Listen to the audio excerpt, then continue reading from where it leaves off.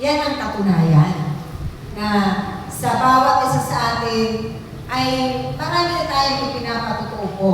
Ano po, mga kapatid? Na himala ng ating Panginoon sa ating mga buhay. Yan ang karanasan natin bilang lingkod sa piling ng Diyos. Na hindi ito magiging magbibigay kailangan. Hindi magbibigay lakas ng loob doon sa mga binabahagingan natin. Yung mga nakikinig, yung mga nakakakita.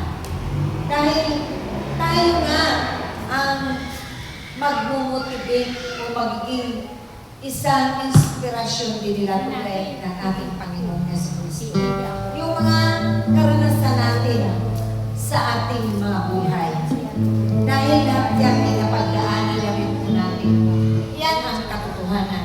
Dahil sabi nga, sabihin natin ang katotohanan upang tayo ay makalaya. At tunay na naririyan sa mga problema natin ng Diyos. Naririyan ang kanyang presensya kailanman hindi tayo mabibigo.